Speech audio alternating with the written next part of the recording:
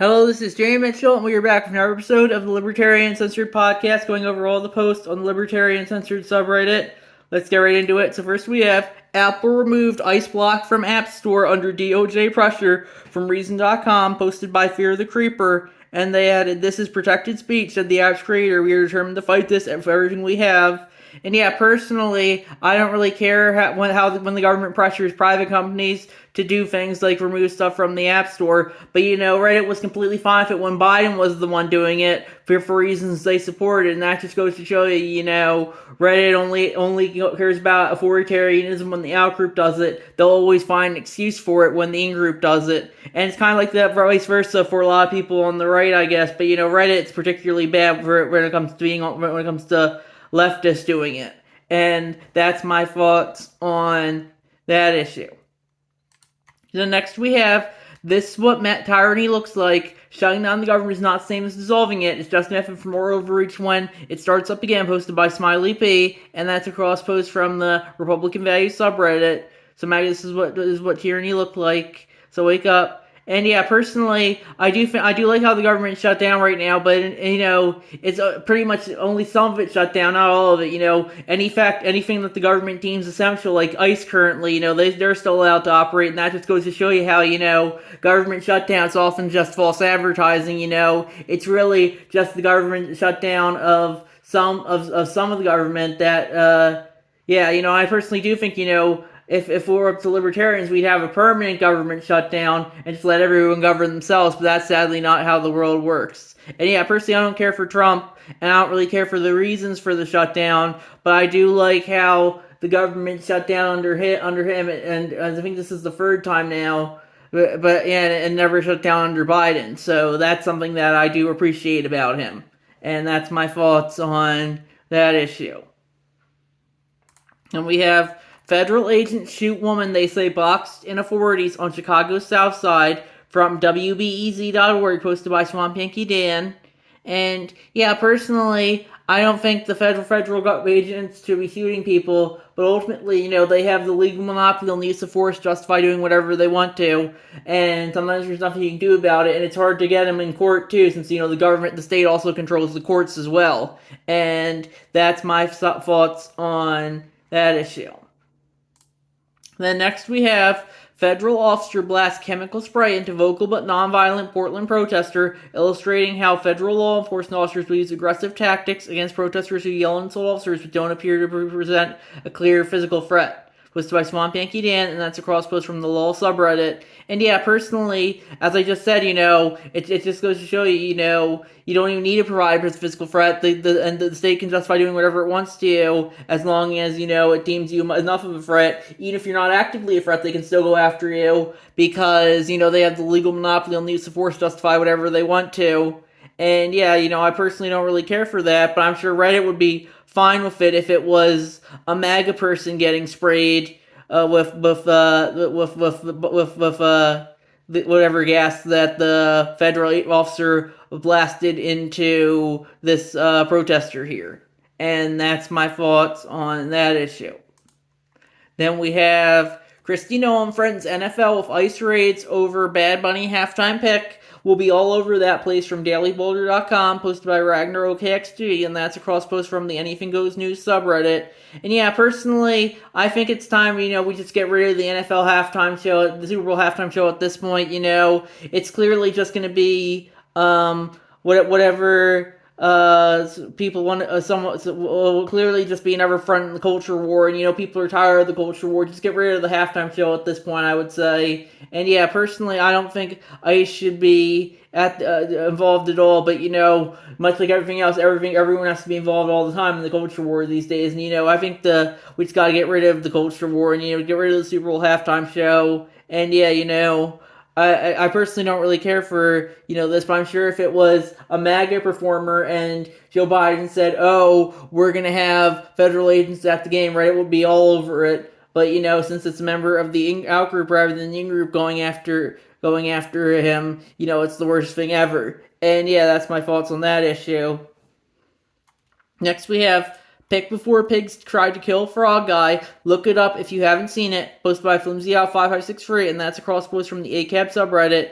and that's a guy, looks like a guy in a frog costume staring at a bunch of police officers. And yeah, personally, I don't really care for that. But if people want to go around wearing frog costumes and staring down police officers, people will justify what they justify regardless of the system in place. It just goes to show you that these days a lot of politics is performative.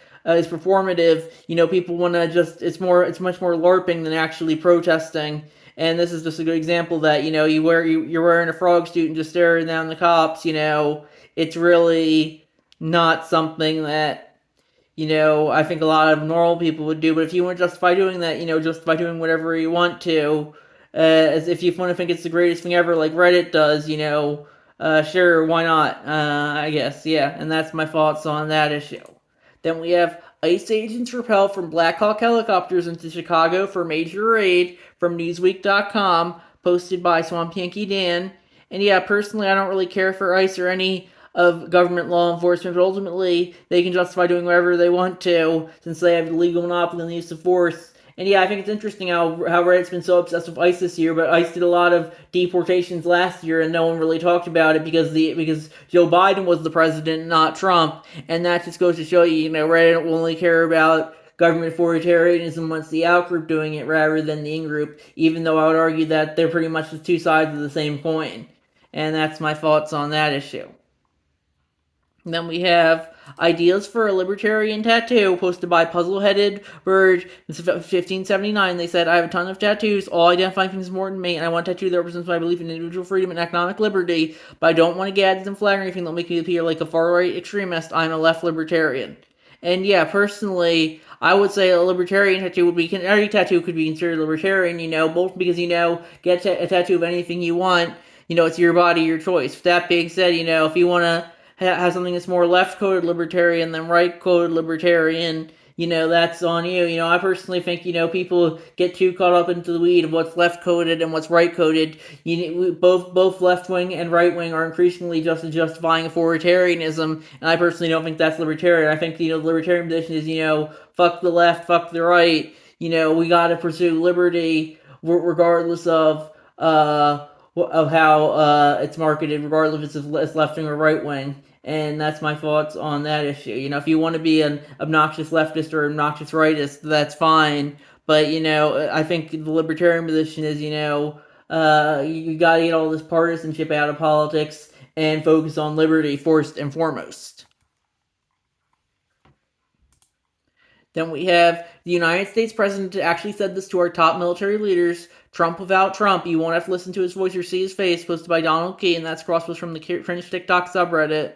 And that looks like a clip from Decoding Fox News of Juliet Jeske. She looks like she does this Trump without Trump where she puts a text box over his head and uses AI for his voice, I guess, so you don't have to listen to his face or hear his voice because, he lives rent-free that much in their heads that, they're so tired of seeing his face and voice that they have to, cover up his face and use an AI voice so you don't have to listen to him anymore. And that just goes to show you how, I don't really care for Joe Biden, but, he didn't live in my head rent-free this much, it just goes to show you, Reddit, they just let him live so rent-free in their heads, they don't even want to, they don't even want to look at him or listen to him anymore, but they still needed to hear him, so they still have to show it. So yeah, I personally, if you want to justify doing that to Trump, to hiding his face and using an AI voice for his latest speech, that's fine. But eventually, I think that kind of strikes me as very Trump derangement syndrome, especially after, you've already seen the guy for a decade, he's clearly not going away. I would say the much more libertarian option would be just turn off the TV and stop watching and listening to him. That would really hurt him much more than, constantly paying attention to him. But you'll say, oh, he's the president. And I'll be like, there's no rule that you have to care about who the president is or what he says. And, the president's just another position, despite how it's how it's clearly become like this almost civic religion to a lot of people. I blame Lincoln. Lincoln's a big one I blame for that. With how much the Civil War really centralized power in the federal government and made kind of the president like the civic religion. But yeah, personally, just because someone's president doesn't mean you have to pay attention to them all the time. And I think that's something a lot of people need to learn. And yeah, that's my thoughts on that issue. And we have Court frees a man who was badly injured during an ICE arrest after he was held under 24-hour guard in a hospital under a pseudonym and without explanation for 37 days. He has no prior contact with ICE authorities. From storage.courtslistener.com, posted by CH4Locks, and that's crosspost from the Law subreddit. And yeah, as I said, ultimately the state can do pretty much whatever it wants to, and it's something they'll often not be held accountable for it since they have the legal monopoly on the use of force. And yeah, I personally don't think you should be badly injuring people for no reason. But ultimately they can justify going after you for whatever reason they want to. If they think you're an illegal immigrant, they can do it. That's just the current pretext that they use a lot of the time. But they can pretty much go after you for any pretext. Like I'm pretty sure they went after a lot of people. They kind of went after people who were unvaccinated for back during Biden's term, and Reddit thought it was the greatest thing ever. But now that they're going after members of an in-group category rather than the out-group category, Reddit thinks it's the worst thing ever. And yeah, personally, I think the libertarian position is the state's use of force isn't justified. No use of force is justified outside of self-defense. And yeah, just because the state has a legal monopoly on use of force doesn't mean it should be able to just do whatever it wants to all the time without any pushback. And that's my thoughts on that issue. And we have suggestion to Pritzker deploy the Illinois National Guard ICE post posted by Baton 13, and that's the self-post they made. They said, first grab all the JAGs in the ILNG and give them a crash course on the fine details of immigration enforcement law, then deploy them with the squads of armed support troops. Each time a group of ICE agents leave their base, a squad of Illinois National Guard with a JAG at its core shouts them to observe and ensure that they follow the letter of the law, every letter of the law. If the JAG calls them out for a deviation, the armed squad intervenes for lawlessness. Make sure every member of these law and order squads has lots of tamper-proof recording going on and make the coverage available to all press immediately after any confrontation. Also, the governor mobilizes them to that prevent the feds from doing it too. And yeah, personally, I guess that's an idea. Personally, ultimately the law is just a bunch of words written down. Though what matters is how laws are enforced.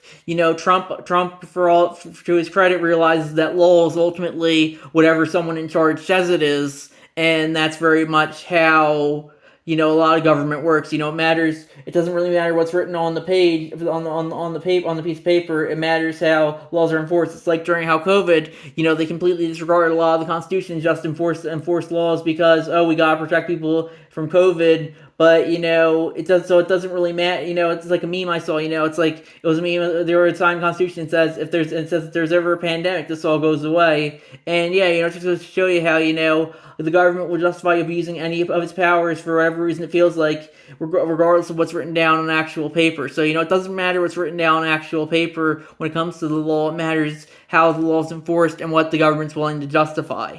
And that's my thoughts on that issue. And I think we're going to wrap it up there. I'll see you guys in the next episode. Bye.